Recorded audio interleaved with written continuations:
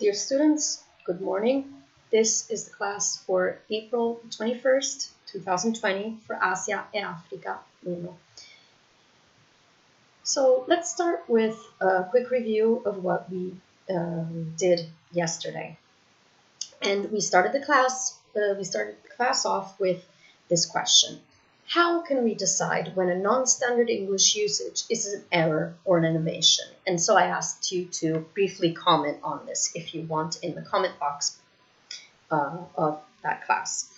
We watched this video about an inner circle speaker that was giving some clues, some suggestions on how to become part of the English teaching industry, even if you are not a native speaker. English teaching industry is, well, let's say that I don't really like the word. I don't want to consider it an industry, but if we look at it, actually it is. It is from several points of view. Okay.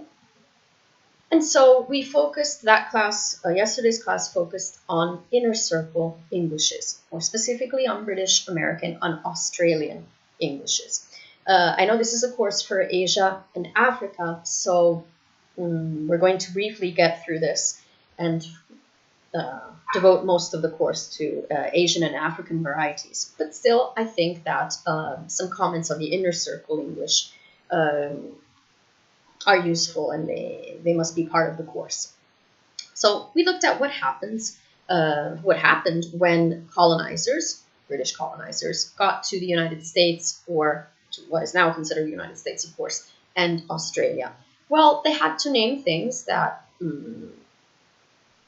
were new for them. And so they either did it extending the meaning of English pre-existing words in English, they created new words, or they just borrowed words from the indigenous populations. And that happened both for the United States and for Australia. Of course, years passed, and so there were some technological innovations. And the more technological, and these technological innovations brought new words, okay, and major differences between the United States, Australia, and the United Kingdom. And that's why we see so many differences in vocabulary for things that exist in both countries, but that are called differently in the three countries. I gave you just an example here with a video about 50 words that are different in American English and British English. We discussed the same thing about Australian English, okay? We looked at all the processes that occurred and how Australian English became different from what is considered English English, okay? When you see the word English English in these slides from now onwards, it's referring to British English, okay? The first English, if you want. And then we got more specifically into how these languages are different from a morphological point of view, basically with verbs and derivational and inflectional morphology. Okay, how, for instance, US English uses gotten and English English uses got.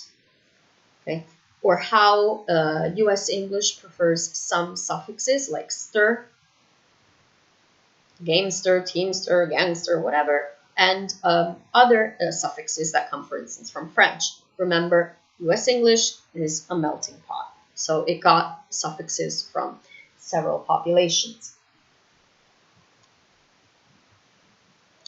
And we saw that there are some differences from, let's say, the prepositional point of view. Okay, different than in the United States or different from in the UK. The usage of adverbs like yet and already that are used also with past tense in the US. And we talked about how difficult it is for an inner circle speaker to move from one inner circle English to another. Okay, I gave you my case that I had to learn when I came to Italy. I had to learn the British grammar. And it is difficult, I must confess. Okay, and so at the end, I gave you all the links that you were supposed to watch during the class with the song. Now, let's move into today's class. And we're still within the inner circle Englishes. Again, just like I said yesterday, I really appreciate your comments. I'm very glad that, it is some sort of, it is useful for you, and it gave you some new ideas. You belong to the expanding circle, and so this sheds a light on how many different Englishes there are, and it makes you think about these things from a metalinguistic point of view. Okay, so let's look at the first topic for today, Standard English and dialects. You know that within the inner circle Englishes, there are standard and non-standard versions of English. Okay? For instance, it's totally fine, it's totally common to hear multiple negations in non-standard versions of inner circle Englishes, like I didn't do nothing, or I didn't do anything. Okay? And you've certainly also heard versions of ain't. Okay? Like I ain't doing it, or I ain't got one. These in English are, and you already know it, I ain't doing it, I am not going to do it. Or I ain't got one, I do not have one, or I haven't got one. Okay? It is used and quite common, and it's used quite commonly. So even within inner circle Englishes, children that are exposed to a multicultural English environment have to learn that that is not considered a standard form of English. At least this is what happens within the educational environment, okay? Kids have to be guided to the correct form, the so-called correct forms of English.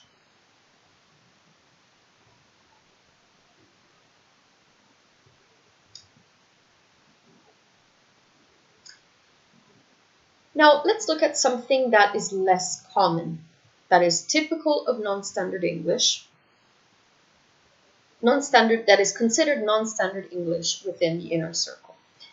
It can happen to hear things like the use of never that is used in a single occasion in the past. What does this mean? You might hear the form, I never done it. That does not mean what we think would mean, I have never done it. It is the equivalent of I didn't do it in standard British English. Not common, but still it is part of a pattern in non-standard English within the inner circle.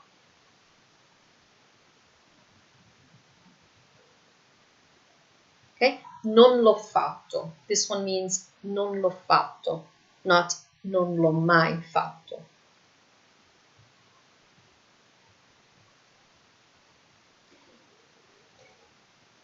And now let's look at point number 4.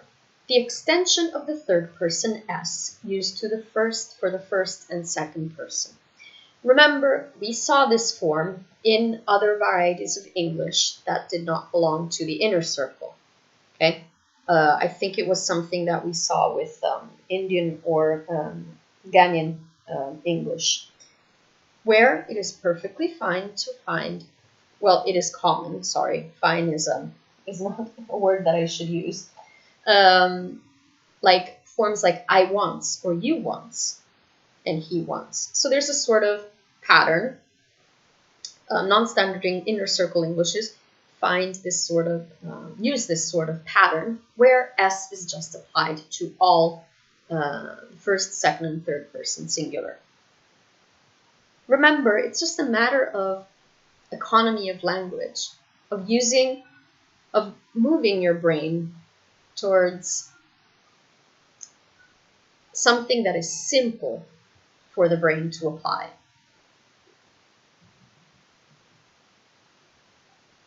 And for the same reason, we find forms like be that in the past tense is all was. We was, you was, they was.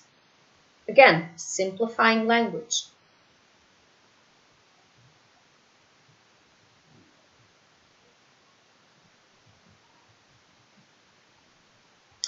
Point number 6, regularization of some irregular verbs. This is something that all learners of English would love, okay? So what happens in non-standard inner circle Englishes? The past tense of draw becomes I drawed, or I have drawed. Okay, so both for simple past and past participle. Or I go, I went, and I have went. Or I come, and I have come. Okay, it's the dream come true of all English learners. But this is how non-standard varieties of inner circle Englishes changed their language. Okay, again, remember what I told you about descriptive and prescriptive grammar. This type of analysis that we are doing now is descriptive grammar. We are analyzing how language is used, regardless of the rules. If we were talking about prescriptive grammar, we would all have red marks all over the place. Because prescriptive grammar tells you what the rules are and how to apply them, and corrects what is considered mistakes, period.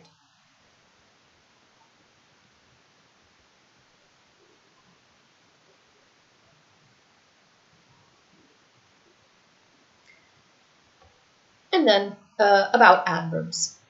You know, adverbs, usually the pattern is that you add an ly to the adjective in English, right? Well, there are non-standard Englishes in the inner circle that just leave them out altogether. He writes real quick instead of he writes real quickly, really quickly, just like the standard English would say.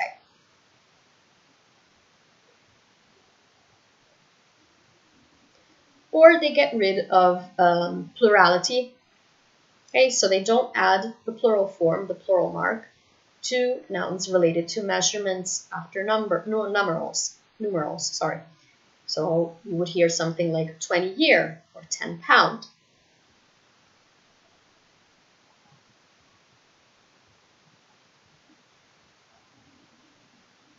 The list is quite long. It's not, again, I don't want every single rule from you, of course. I'm showing you what happens in non-standard inner circle Englishes. Okay. For instance, it uses different relative pronouns. The man, what, or as lives here. Or even more common, regularization of reflexive pronouns. So you would hear something like myself, yourself, his self, yourself, ourselves, yourselves, their selves. Okay? So simplifying language again.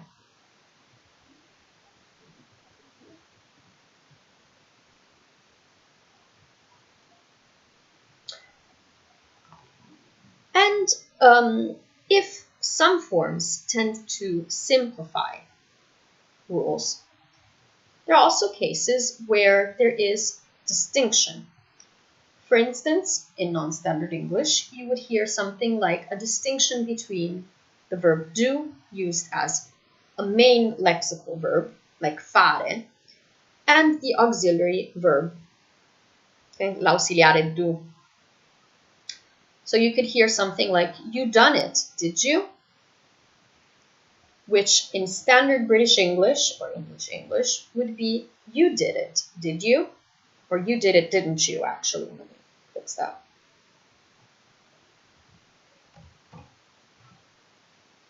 Okay, so the first did that you see in you did it is a full lexical verb. It means fare. L'hai fatto tu.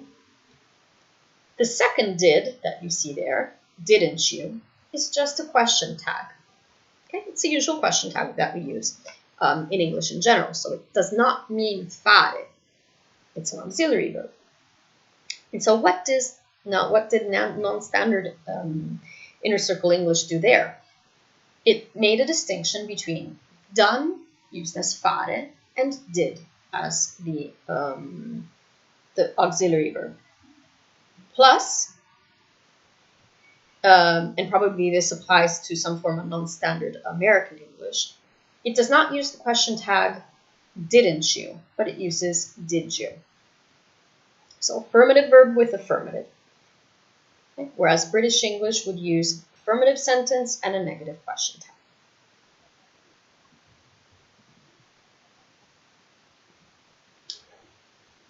The thing with standardness in the US is that these forms of non-standard English are considered more typical of some groups of Americans.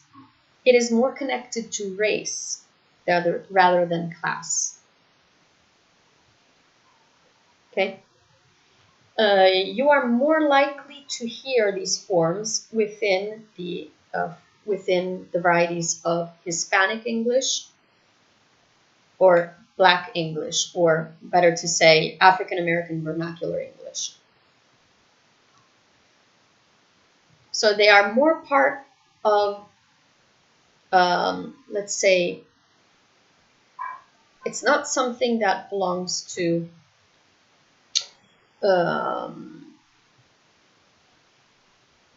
it is more related to ethnic groups, okay, more than social class groups.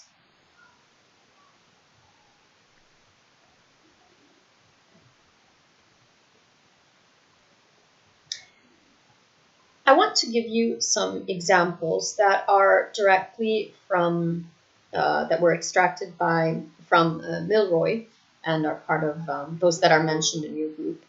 I tried to find them online with videos so that you could hear the accent, but unfortunately I did not find this piece of this excerpt. Okay, it was pretty difficult, if not impossible, to find exactly these examples. But anyway, what is the context? They are from Oprah Winfrey's show. And sorry, let me just plug in my... Okay, sorry, I'm back. So I was saying, yes, they're from Oprah Winfrey's show. And she is African American. She's part of the African American community and pretty famous. So there's this, let's say, this phone call coming in. And so there's a caller that says, "Hi, Oprah." Yes. Sorry. I guess what I'd like to say is that what makes me feel that blacks tend to be ignorant is that they fail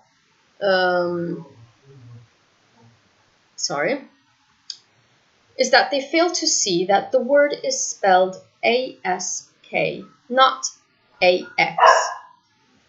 And when they say axed, it gives the sentence an entirely different meaning. And this is what I feel holds blacks back.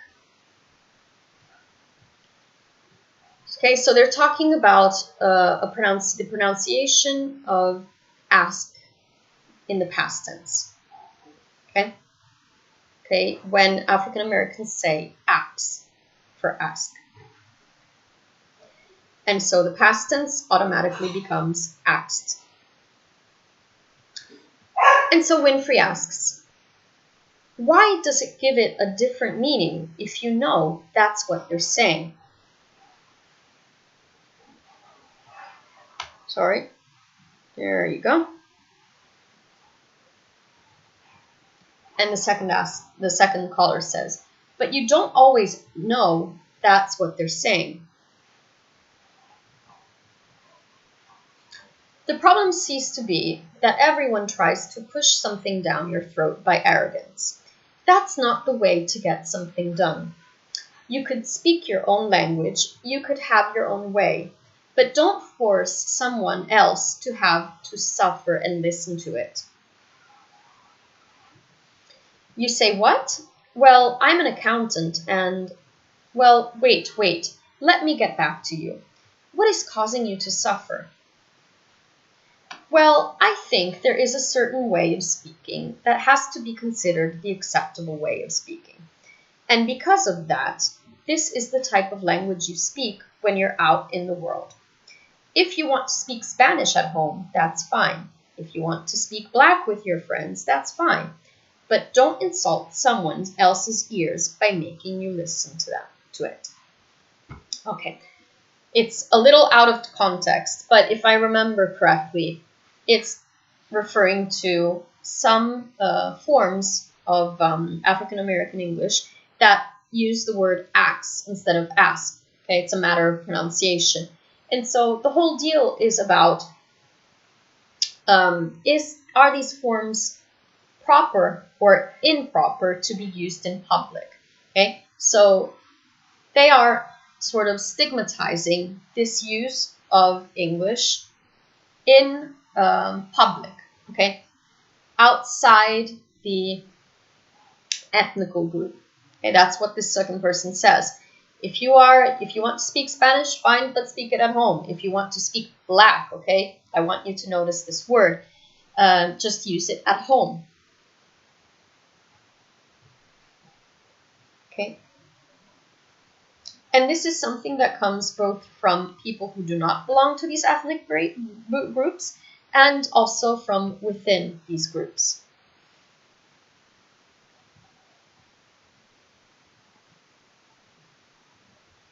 So it is something. If it gets onto Opera Win's I can't remember her name. Opera's show. It means that it is something that bothers or concerns the general audience.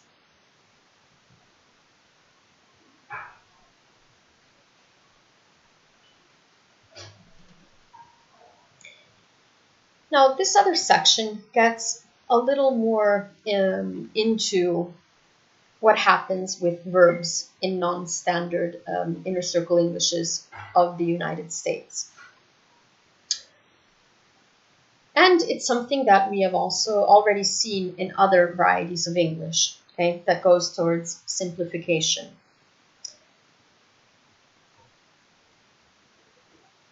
So for some varieties of vernaculars, both in the north and south of the United States, there are some common features. One is that there's a sort of mix match between simple past and past participle. So it's quite common to hear something like, I had went down there, or he seen something out there. Okay. So people, it is what would be considered confusion or mistakes within standard English that instead are typical of these vernaculars. Or they just use the infinitive form, the bare root of a verb, and use it as past tense. So instead of saying she came to my house yesterday, you would hear she come to my house yesterday. And so this happens also with specifically difficult verbs like rose. You would hear something like something just rise up the front, right in front of me. Okay? Wherever there is a paradigm in standard in British English, it is possible to find some different form in vernacular US Englishes.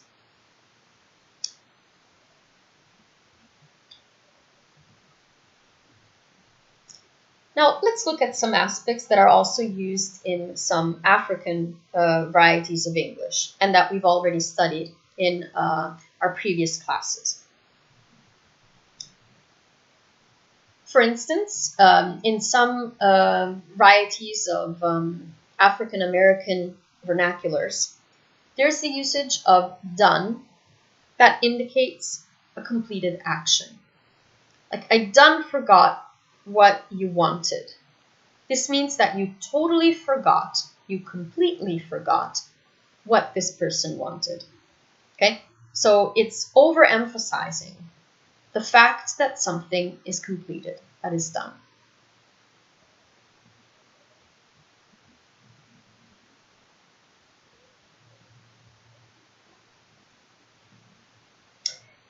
And then, again, in African American vernacular English, there is that form of habitual be. We said that you add the form be as a root verb, an infinitive verb, to indicate something that is usual, that is habitual. And that's why you will hear something like, she usually be home in the evening. Okay, to indicate something that frequently happens.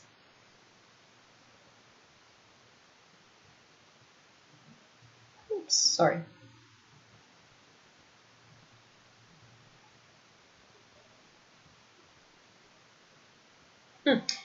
This is something that is also very common and that maybe you already know about. A prefixing. So there are some vernacular forms, especially in the South, with rural dialects, where speakers, usually put an A, that is a prefix, right before ing forms. Like, she was a coming home. Or she or he starts a laughing.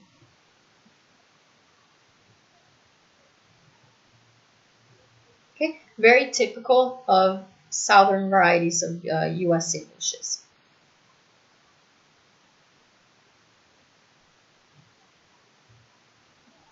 Probably you've heard it in some songs. I can't remember an example now, but it's used in lots of songs from these places. I remember something with a coming, but I just can't remember what song it is. Probably I'll look it up later and let you know.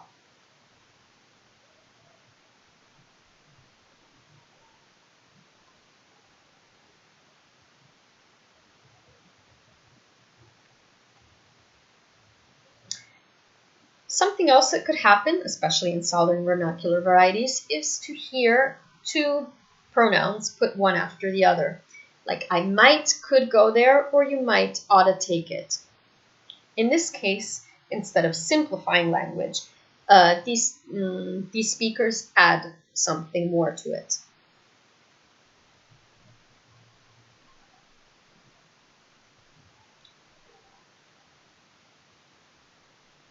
And then we already talked about the case where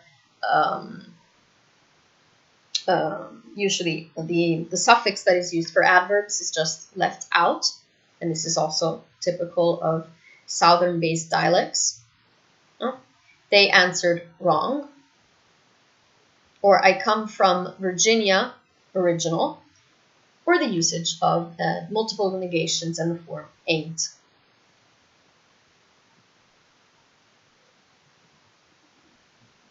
Okay, so yeah, I already explained this, so this is fine.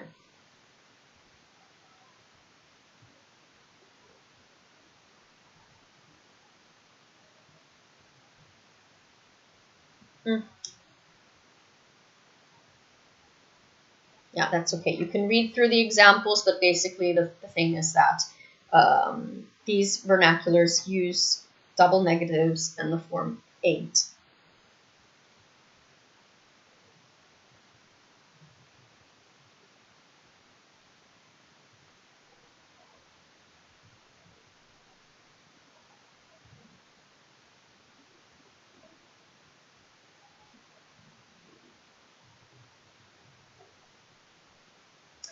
And last aspect that we're going to analyze about vernacular Englishes is the usage of pronouns. So some things that happen within the usage of pronouns are the regularization of reflexive forms. So we already said this before. He hit himself on the head, or they shaved themselves. Why change? You can easily see that it is a matter of simplification. Why should I change? Why should I say myself, yourself, and then change himself to himself? You just use he hit himself. And the same thing is behind the usage of they shaved themselves instead of themselves.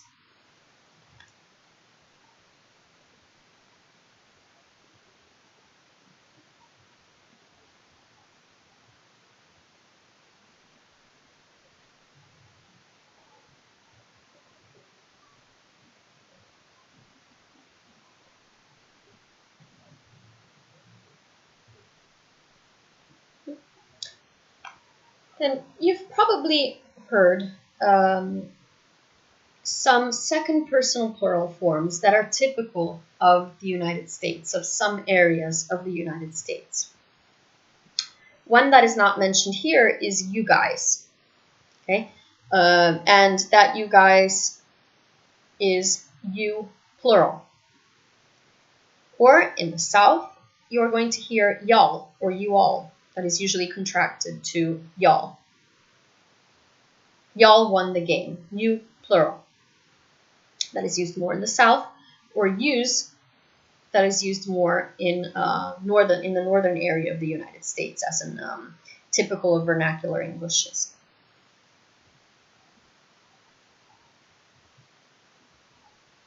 Or you uns won the game. So you guys, y'all, use, you uns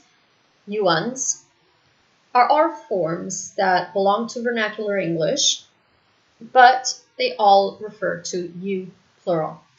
And I must say that sometimes it is very difficult for people, for some people that use these forms quite commonly, to remember that these are the equivalent of the you plural form. And I must say that it is difficult for them to, when they are learning Italian, for instance, to understand the difference between tu e voi.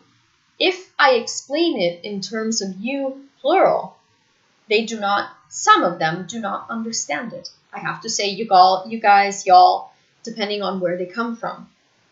Okay, so sometimes that's what happens, that these forms are so used by the population that they lose track of what they mean in, let's say, standard English.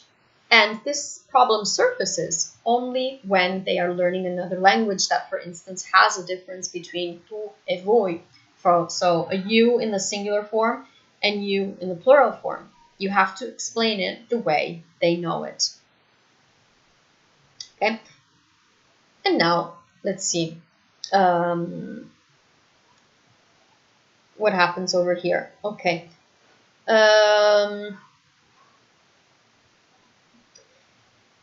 are forms that are considered totally incorrect in standard English circle, in the standard English circle, like the use of object forms that become demonstratives, like them books are on the shelves, or those books are on the shelf, or forms like we had us a little dog, or I got me a new car. So as you can see, some forms still make sense, let's say, for an inner circle English, and they are used like they can be considered. You can explain them as a pattern of simplification of standard English. Some forms are more typical of these varieties, of these non-standard forms of inner circle English, and that would not, let's say, make sense to somebody who speaks or teaches or is learning a standard form of an inner circle English. Okay, so some belong to some specific ethnic groups, or they can be they can start to expand among people who still speak inner circle English, standard forms of inner circle Englishes, but are in contact with these groups. Okay. Again, I don't want you to learn every single form. I just want you to notice and be aware of what's going on in these forms of vernacular English. And you can see that lots of these forms are also used in other parts of the world. Okay, there are many aspects that we saw that are part of vernacular English in the inner circle Englishes, but that are also used in African English or in Indian English. Okay, and so they have something in common.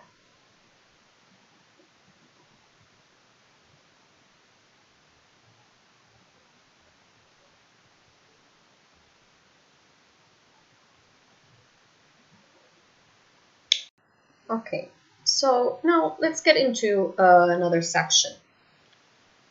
In this section, we're going to discuss legitimate and illegitimate offspring of English. So how should we define new Englishes? And we'll start from a reflection, a comment about from the scholar Mafwini. I hope I'm pronouncing his or her last name correctly. And so he says, or he or she says, that post-colonial Englishes, the word post-colonial Englishes, has to do more with who have appropriated them, like to whom they belong, and who speak them, rather than with how they have developed and how different they are structurally from each other, hence how mutually intelligible they are. So what he's saying basically, he or she is saying basically, is that the word post-colonial English, if I define in English as post-colonial, I'm already defining who owns that language and who speaks that language, where all these languages come from. I'm not focusing on their different structures and how they are used differently. I'm focusing more on where they come from. So this is quite a long section where we're going to analyze some different type of texts, okay, from different times, from different places. So we're not going to get into the exercise for today. I just want to give you a brief introduction about the section. And I want you to now start this section with this very short video about post-colonialism, okay? And so now pause this video here and watch this video that will remind you of, that will go over some of the main topics concerning post-colonialism and colonialism in general. Okay? So that video gave you some insights into colonialism and post-colonialism. With that said, let's go back to what your book was discussing. So Western linguists say that legitimate offspring of English, oops, sorry, I hope you heard that.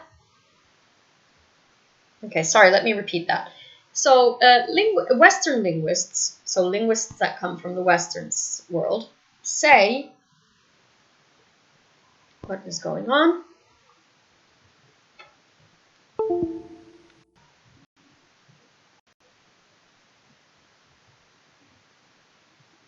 Okay, I hope you could hear that. Western linguists say that legitimate offspring of the English language are those varieties that are spoken by the descendants of European speakers of English, while illegitimate offspring are those varieties that are spoken by those who are not. What does this mean? According to some linguists from the Western world, legitimate forms or legitimate offspring of English, of the English language, are only those that come from those who are part of the inner circle. Whereas all the other ones, outside and expanding, are totally illegitimate. This is what some Western linguists say.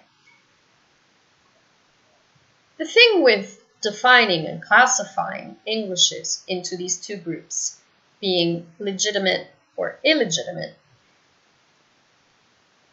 is that there is a basic mistaken belief at the beginning, at its core. And this mistake is to believe that a mother tongue language gives origin, gives birth to daughter languages without the intervention of any other language. This means without any language contact. So the thing about defining Englishes as either legitimate or illegitimate is that they don't consider, they consider the birth of a language within a void. They say that you go from a mother tongue language to a daughter language, like that, in vitro, let's say, with no contact, with no interaction with other languages. Can that happen? No, language does not happen in a social void, social, cultural, and interactional void. So that is basically the mistake that this is the mistake that occurred when you define languages in these terms. Okay?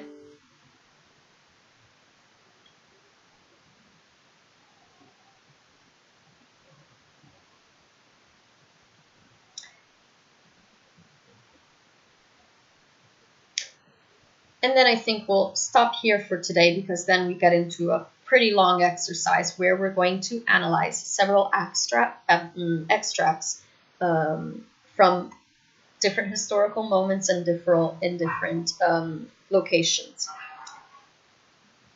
So let's go back here and quickly review what we analyzed today. So we looked at the relationship, we looked at some similarities and differences between standard English and vernacular English, dialect English, or what is considered non-standard in inner circle Englishes. We looked at some typical features like multiple negation or the use of ain't. We looked at some forms that tend to simplify and regularize inner circle Englishes, standard inner circle Englishes, like the usage of third person s, or the usage of be, the regularization of some irregular verbs. And we also looked at some aspects that are more typical of vernacular English, like let's say, a distinction between the main and auxiliary verb to do.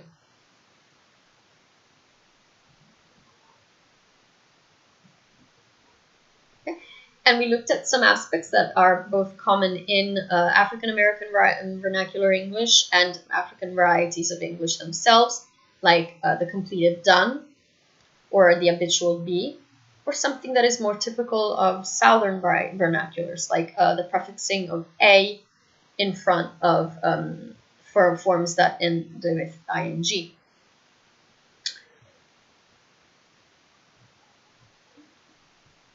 And we saw the usage of some pronouns that are typical of Southern varieties of English, Southern varieties of American English, sorry. Okay, like you guys, y'all, yous, and how they are so deeply rooted in these communities that it is also difficult for them to recognize the standard forms of English. And then we got into the difference between legitimate and illegitimate offspring of English. Okay, how should we consider the relationship between English, let's say, inner circle Englishes, and whatever was born from those? And we said that it all stems from the term post-colonial Englishes that already describes, that already makes us understand that lots of classifications depend on the fact that English is considered the mother tongue. And for some scholars, this gave birth to several daughter languages. But these scholars do not consider the fact that there is interaction with other languages. Okay? And this influences the birth of further languages themselves. Okay? And so we'll stop here for the theoretical part of this class. So now let's move on to today's class, today's song, sorry. We're going to listen to I Can't Get No Satisfaction.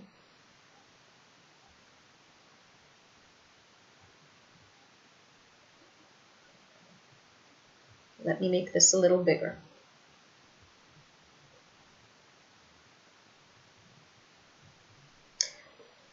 So I can't get no satisfaction. I can't get no satisfaction because I try and I try and I can't get no.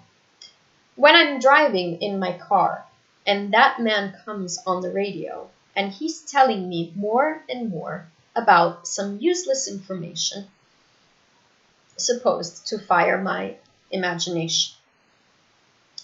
I can't get no. That's what I say. I can't get no. When I'm watching my TV and that man come on, okay, look at that, and that man come on to tell me how white my shirt can be, well, he can't be a man because he doesn't smoke the same cigarettes as me.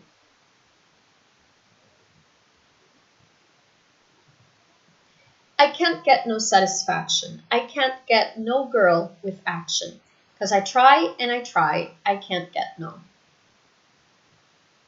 When I'm riding around the world and I'm doing this and I'm signing that and I'm trying to make some girl who tell me, baby, better come back later next week because you see I'm on a losing streak. I can't get no. That's what they say. Okay, so now let me go back here and get you the link.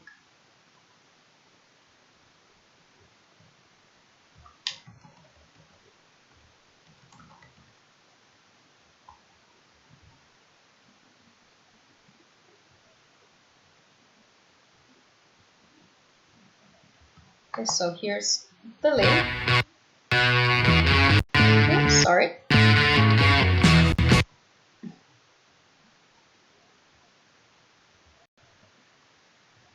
And I'll put it right here. We'll stop here. Okay, so this is the song.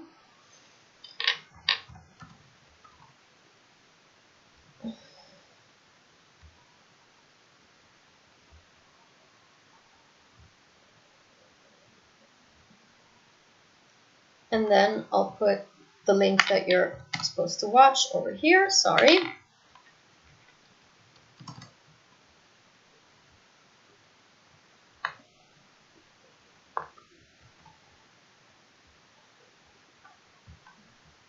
So thank you very much for watching, and we'll be back next week at our usual time. Take care, stay healthy, and have a nice week. Bye.